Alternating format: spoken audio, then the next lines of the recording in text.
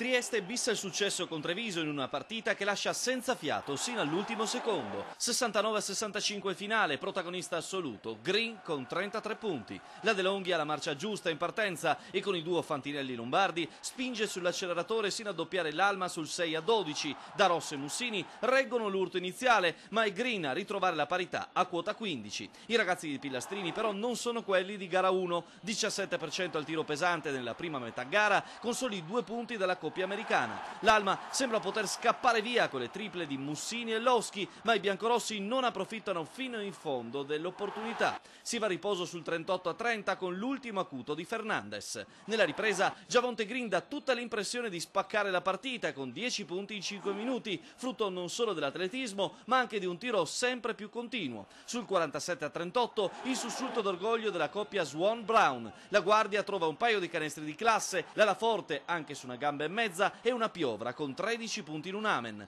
Treviso tocca per un attimo il -2, ma la Pantera Javonte la ricaccia indietro. L'ultimo quarto scatta sul 58-50 e le 2 triple in successione di Cavaliero, ancora mascherato per la frattura allo zigomo, e Green sembrano incanalare definitivamente il match. Treviso però ha 7 vite come i gatti, il controparziale griffato De Longhi è una mitragliata opera del gruppo italiano, 11-0 e margine di Trieste ridotto a 1 punto. Infine 3 minuti e 40 secondi ad altissima tensione. Le triple sbandano sul ferro per entrambe le squadre. Basta un libero di Bowers più un'appoggiata al vetro in contropiede di Green per ridare a Trieste 4 punti di margine. Bruttini fornisce l'ultima speranza di rientro agli uomini della Marca, ma Green, glaciale della lunetta, la chiude. 2-0 per l'Alma. Venerdì al Palaverde la prima chance dei triestini per chiudere la serie. Per Treviso invece il più classico dei vincere o andare a casa.